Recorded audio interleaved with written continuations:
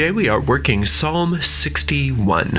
Some traditional magical uses for Psalm 61 are for help in finding a new residence, to bring luck into a home, and to overcome any trouble with the law.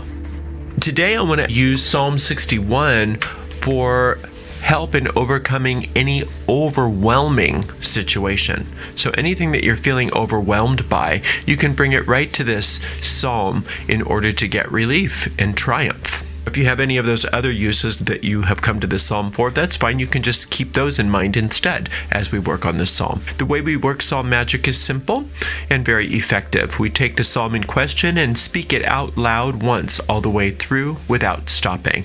We call this an incantation. When we've finished with the incantation, we go back through that same psalm and consider each verse one at a time in turn. When we are considering these verses, we are digging and searching for hidden occult meanings within the words of the psalm. And by digging and searching and finding and applying what we find there to the situation that we've brought to the psalm, we are in a very visceral way taking those little seeds of magic that we find in the psalm and planting them in the depths of our minds. And then, in a very real way, those seeds take root and they grow, they blossom forth, and then they bear fruit after their kind within our lives. And that's what you and I are going to do right now with Psalm 61. Hear my cry, O God, attend unto my prayer. From the end of the earth will I cry unto thee. When my heart is overwhelmed, lead me to the rock that is higher than I. For thou hast been a shelter for me, and a strong tower from the enemy. I will abide in thy tabernacle forever. I will trust in the covert of thy wings, Selah. For thou, O God, hast heard my vows. Thou hast given me the heritage of those that fear thy name. Thou wilt prolong the king's life, and his years as many generations. He shall abide before God forever. O prepare mercy and truth, which may preserve him. So will I sing praise unto thy name forever, that I may daily perform my vows. This is one of those Elohim psalms, so we're talking to Elohim, not the Tetragrammaton. In psalm magic, it's about the same thing, because we're talking about the infinite power, the singular power that is the source of all life. Now, that power exists within us. It's not something external to us, and it's very important that we orient ourselves to this power every single time we work magic, especially when we're working these psalms, because we don't want to become superstitious about what God is. God is not some dude or dudette out in the sky or in the earth or anywhere outside of ourselves. God exists in the very heart of who we are, and God is the creator of all that exists. And so God thinks us into being.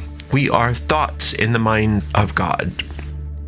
And as being thoughts in the mind of God, we are unique souls. We are extensions of infinite intelligence's truth and light. And as such, there is no place where we stop and God starts, and there's no place ultimately where our soul stops and any other soul starts. We are all like spokes of this amazing wheel, and God being the hub of that. So it's important that we understand that when we are petitioning God or the Lord in these psalms, that we are calling on the power that is the heart of who we are, the author of who we are. And this author, this source of us, exists before we created an ego that made us believe that we were separate and all by ourselves. So it says, hear my cry, O God, attend unto my prayer. So when we say, hear my cry, O God, we are acknowledging that the nature of infinite intelligence is responsiveness. And this source always responds to us, but we have to be the catalyst. It is up to us to recognize that part of the creation that occurs in order that we be who we are includes our free will. And since we have free will, we can think any thoughts we want. and we can have any kind of life that we want. And oftentimes what happens is, as a species, we've created a life that's very scary. And so we feel trapped in this world. We feel like we are trapped by all of the phantasms of this world. And when we call out to infinite intelligence to save us from whatever these problems are, what we are in effect doing is saying we have free will, and we are asking that infinite intelligence supersede our mistaken thought forms. But infinite intelligence isn't just going to come along and do that for us, because that would be going against our freedom, against our free will, and that would be a type of attack. And infinite intelligence is never going to attack us. So it's important to understand that when we say, "Hear my cry, O God," that we are taking the first step to getting the resolution or healing to whatever this problem is that we are coming to the psalm for. It says, "Attend unto my prayer." So when you are in attendance at something, that means that you're present. And we are acknowledging that our prayer or our invocation here, our spell, is a place that infinite intelligence is present. So we are acknowledging the presence of the Creator, not as something outside of us, but as something deep within us. "From the end of the earth will I cry unto thee." So the end of the earth is the end of all physical manifestation, all phenomena that exist. No matter what I see, no matter what it appears to be, I'm calling unto infinite intelligence. I am using the power of my free will to overcome no matter what it is. No matter if I think it's good, no matter if I think it's bad, no matter if I think it's nothing. I am asking infinite intelligence's will to supersede everything that I'm projecting onto the screen of space, to give me infinite intelligence's vision in place of my own. So it says, "From the end of the earth will I cry unto thee when my heart is overwhelmed." So your heart is your deep mind. Your heart is your habitual mind. When you know something by heart, it means that it's in your subconscious, right? I know it by heart means that I have it in my habitual autonomic nervous system. All of the things that I habitually create in this world to the ends of the earth, when my heart is overwhelmed, when your heart is overwhelmed, what's happening is that you believe that things are happening to you which are bad or negative, and as a result of that, because of all of us together as a species, we are creating these thought forms. We seem to be in a hell. And these Psalms are reminding us that this is a hell, but it's a hell of our own making, and it's not the will of infinite intelligence that we be in hell. And therefore, when our heart is overwhelmed, we can cry unto the Lord and have a new vision replace our vision of overwhelm. So that is what we are doing here, is we are creating a very sacred space for high magic to occur, wherein infinite intelligence's idea of us replaces the experience that we are having, either from our own deep mind or the deep mind of the species. "Lead me to the rock that is higher than I." So that we have to confess to ourselves and to this power that the ideas that we have about this world and about ourselves are not that high. They're not that hot. They're not that great. In Alcoholics Anonymous, they say, your best thinking got you here. Your best thinking got you here. Isn't that depressing?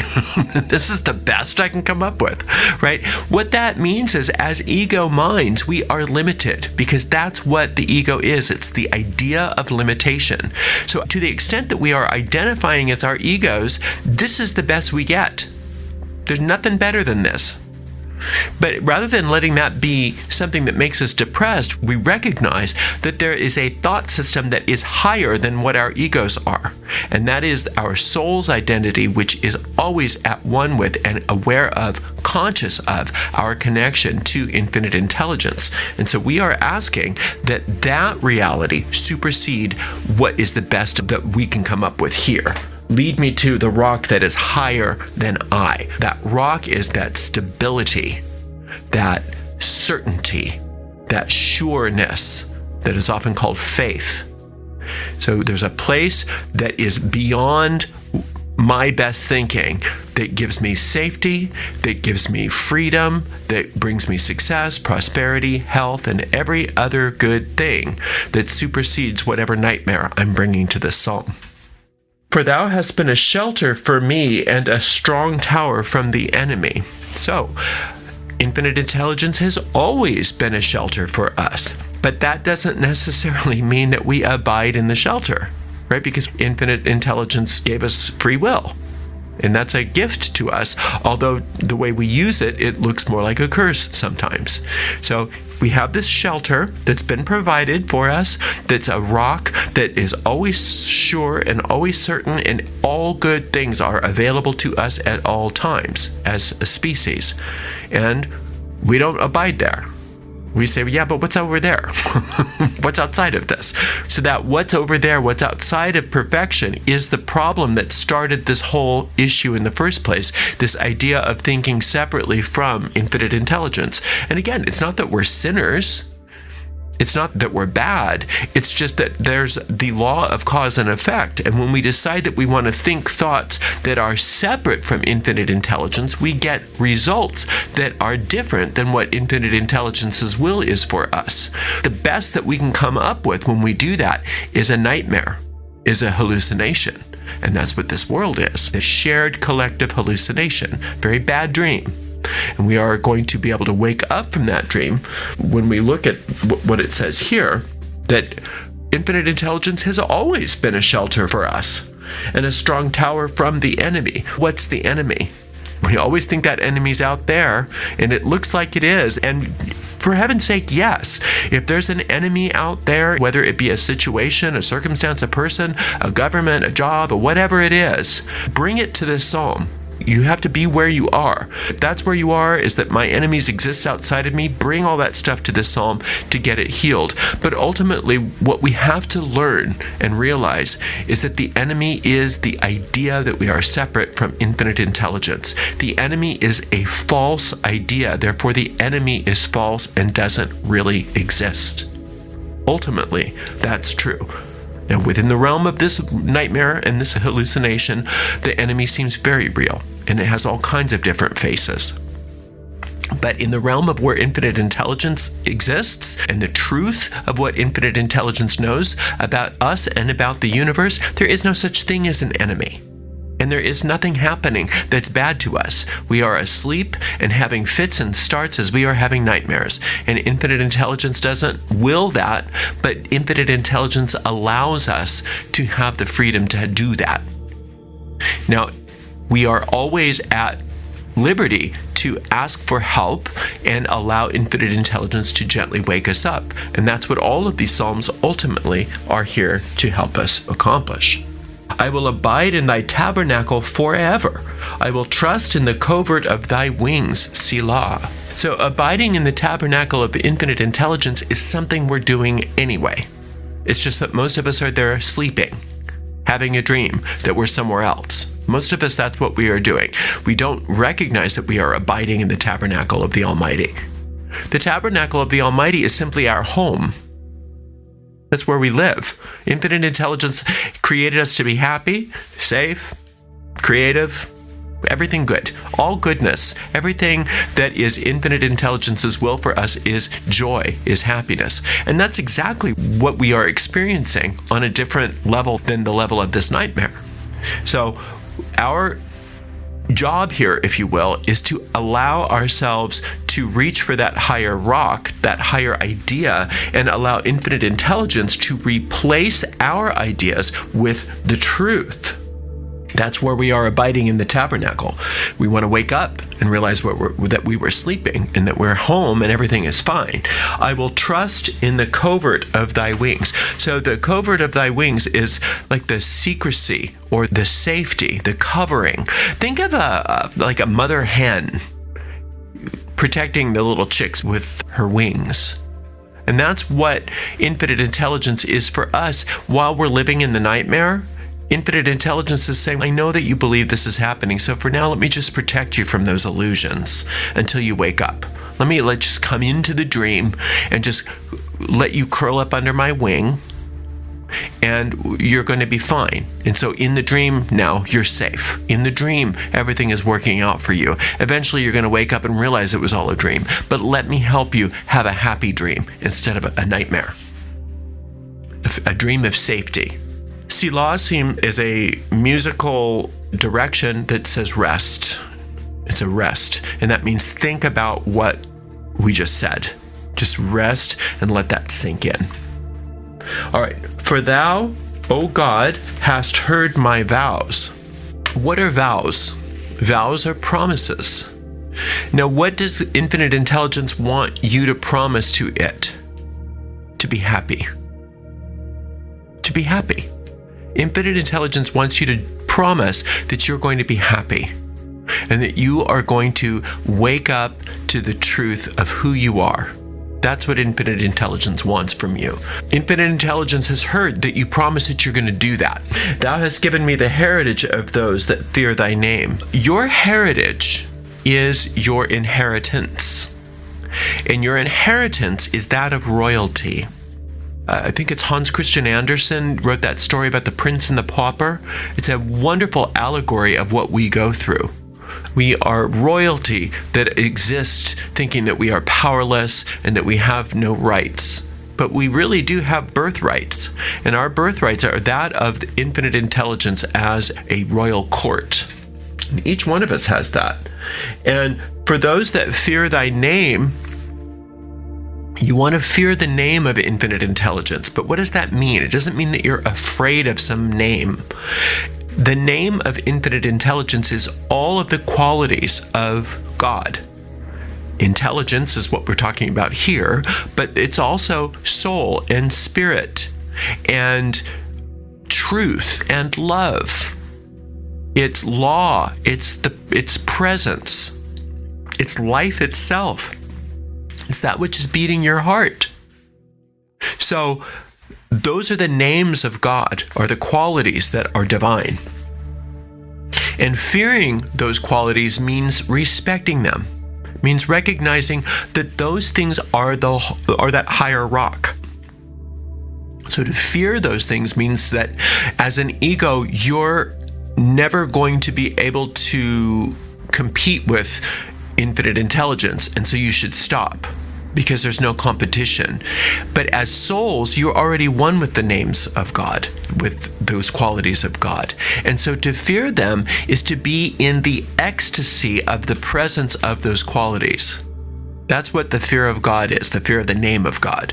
To fear the name of God is to experience the ecstasy of being at one with all of those qualities. So if you sit and you think of all of those qualities of the divine and you just contemplate them and you allow yourself to let go of your own control of your life for a moment and allow those qualities control you instead, that's fearing the name of God. That's what that is. It's respecting that. It's having the ecstasy that comes with that. It's recognizing that you can't have control over the name of God. It's not for you to control. It never was meant for you to control. You are here to experience the happiness, joy, bliss, and ecstasy that infinite intelligence created you to experience. Your job is not to be infinite intelligence. You didn't create yourself. The authority of infinite intelligence simply means that infinite intelligence authored you. You didn't author yourself. You didn't author it. And therefore, to fear the name of infinite intelligence, to fear the name of God, is to recognize that those qualities are the cause of you, not the effect of you. Thou wilt prolong the king's life and his years as many generations. So the king, in this sense, is your ego. You as an incarnate being on this earth. Your ego isn't evil. Your ego isn't a stand-in for Satan. A lot of people think that. It's really not. Your ego is just how you've carved out an identity for your own self in this world.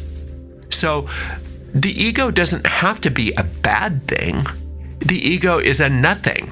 The ego is not something that God created, it's something you created. But if you give that king, if you give that ego to infinite intelligence can use it for as long as necessary while you're here incarnating in this earth plane to have a very happy life and to help other people have very happy lives. Then your ego is there as nothing but a very soft and gentle sort of veil while you are here, rather than a big armor to create attack and vengeance. Instead, once you give your ego over to infinite intelligence and let it reinterpret it for you, then it becomes something that's very easy and very safe and joyous for you to experience your life here. That's you as the king. So infinite intelligence is going to prolong the king's life and his years as many generations. That means for as long as it takes for you to remember who you are, if you give your ego over to infinite intelligence, your ego is going to be taken care of for you, and you don't have to worry about it anymore. You don't have to worry about your ego mind, or your body, or your circumstances, or your finances, or your health, or your relationships, or your job, or any of those other little things that have to do with the king's life. You're giving those things to infinite intelligence to handle for you, and you're letting infinite intelligence, quote, prolong that life, meaning take over for you, so that you are cared for under the covert of those wings, like it said earlier, rather than you thinking it's up to you to know what to do in this very confusing nightmare that we're in. He shall abide before God forever. Oh, prepare mercy and truth, which may preserve him. So if you take all the things that you think you are, John Smith, it maybe is your name. So John Smith has had these circumstances, has these parents, has gone through these problems, has maybe this degree or this resume, has these health issues, can't keep a job, whatever your story is. Might be a great story, might be a sad story, whatever your story is. That story is the king's life. So it's telling you that if that story of your life abides before infinite intelligence forever, meaning in the present moment, if you take that story to infinite intelligence, oh, prepare mercy and truth, which may preserve him. That means that infinite intelligence can reinterpret that whole storyline for you and change every little thing so that now it starts to reflect something closer to the truth of who you are. So that your ego is no longer something that you have to take charge of as something that's you against the world, fight. You're giving that up. And that for as long as you need an ego, infinite intelligence is on the case for you. And all of those ego-based problems then simply become a new story, simply become a new storyline that has a happy ending. But we don't like happy endings. We don't like those here. If there's a happy ending, it's considered banal. So we have to be willing to have a happy ending and recognize that's not boring. That's not boring for us here. We have to be willing for infinite intelligence to have the happily ever after for us. And that means at every moment of time and point of space being present in the moment and allowing infinite intelligence to reinterpret our entire storyline for us in a brand new way. I will sing praise unto thy name forever. So how do you praise something? You praise something by acknowledging very enthusiastically that it's good. The name of God. It's the qualities of God. But it's really easy to praise the name of God without having to think of anything really esoteric. Sometimes when you're in the throes of something, the last thing you need is to get real scholarly and occult about it. You need to instead find something that works. To sing praise unto the name of God forever. Forever means right now. I'm going to get very enthusiastic about every single little thing that's good in my life. Right now. Not tomorrow. Not something I'm just going to put on my to-do list. Right now. What's good? How great is that? That's praising it. How good is this? Can I breathe? Isn't that wonderful that there's air? Wow, what a miracle. I've got air to breathe.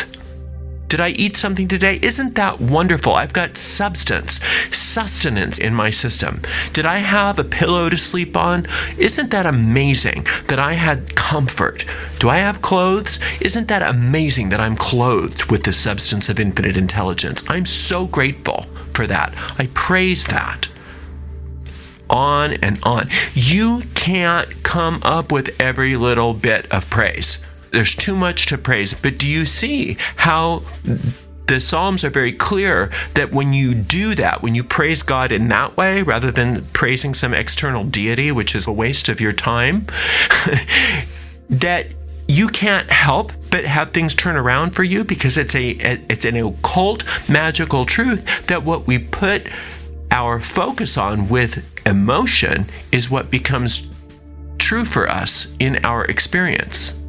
So as you praise the name of God in that way, meaning I'm going to praise what's good in my life right now, in the moment, that's forever, you can't help but have things turn around for you. It's just part of it. It's just how it works. Magic 101. So I will sing praise unto thy name forever, that I might daily perform my vows. How do you daily perform your vows? One day at a time. One day at a time, you're going to be happy. Because that's your vow to infinite intelligence. I'm going to figure out how to be happy here. How do you figure out how to be happy here? You ask. You reach for that higher rock mentioned earlier. You ask infinite intelligence to show you how to be happy here. And that's your vow. One day at a time, you're going to have a happy life. One day at a time. You're going to do your best. You're going to call upon that power within you, just like it teaches you in these Psalms, to show it to you. And you're not going to give up. So you just keep coming back to this Psalm every single day until you get a sense of peace and certainty that whatever the issue that you brought to the Psalm is working out for you. Once you get that sense of peace and certainty, then your spell has taken. It's like a little click that you experience. When you get that, it's a sign to you from your deep mind. It's a sign to you from your deep mind that your spell has taken and that you can move off of it and do something else, work on something else. Thank you so much for spending some time with me today. Until next time, blessed be.